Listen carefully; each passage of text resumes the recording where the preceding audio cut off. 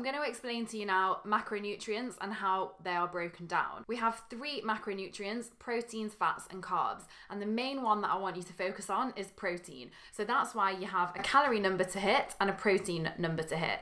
The other 2, I want you to include them, but as you wish. So don't feel like you have to hit 3 different numbers. It's more just the protein that I want you to focus on. Starting with protein is really important because it's what we use to build our muscles and to maintain the muscles that we have.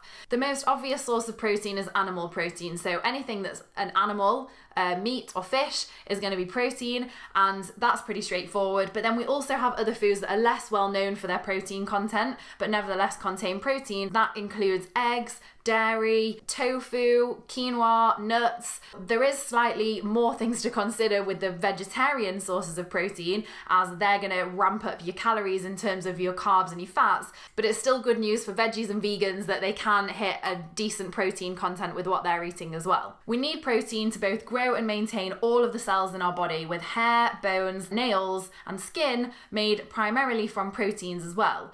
And protein as a food group is also the most satiating macro, which means that it fills us up the most, and that's contrary to what many people believe, that carbs fill us up the most. Actually, it is protein. Protein is really important even if you're not weight training. And just a quick side note on protein shakes. They often get a bit of a bad rep, or people think that we should have protein shakes to make us massive, but that isn't the case. Protein shakes are simply another form of protein, and as long as you're getting a good quality protein shake, it just helps you hit that protein target if you're not getting that as easily with the food that you're eating. However, if you are getting it totally from food, then that's absolutely fine and you crack on with that. In terms of protein shakes, they're more just a quick, easy, convenient, often cheaper alternative to getting good quality protein into your diet. But don't feel like you have to have it, and don't feel like you shouldn't have it. Now, the recommended amount of protein to have per person is 1.6 grams to 2.2 grams per kilo of body weight. Let's just take a round number. Let's say you have a 100 kilo person. If they were to have 1.6 grams per kilo of body weight, it would mean they were having 160 grams. If they were having 2.2 grams of protein per kilo of body weight, it would mean they were having 220 grams. So this is what we've done with you. We've taken your weight and we've multiplied it based on the figure that is right for you in terms of how much exercise you're doing, how much weight training you're doing, and what you need to fuel your body. Now, protein should be consumed evenly throughout the day. So if you're having 3 meals a day or 5 meals a day, try and split your protein evenly throughout that time. Our body uses protein to elicit something called protein synthesis. Now, I'm not going to get too scientific on you, but if you do want more science or more information on it, please just let me know and I will expand as much as you wish.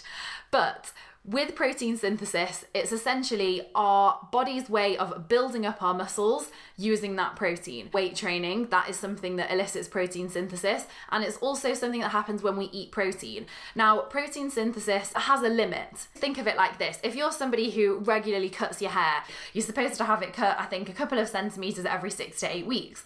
Well, you wouldn't just say, okay, I'm not going to cut my hair for the whole rest of the year. I'm just going to shave it off now and that'll do me for the rest of the year. It's the same kind of thing. I don't want you to think I'm just going to have all my protein in the morning and then I'll eat veggie throughout the day, because it doesn't work like that. So with protein, it needs to be regularly consumed throughout the day, and try and get your protein into every meal. This may be a big adjustment for you, as it often is for a lot of people, so don't worry about that. It's something that I want you to work towards, and use the recipe guidance to help you with that as well. Protein is still also really important if you're not weight training and if your primary goal is only fat loss, because like I said before, it's the one that fills us up the most, it's the most satiating macro, and it maintains the muscles that you do have.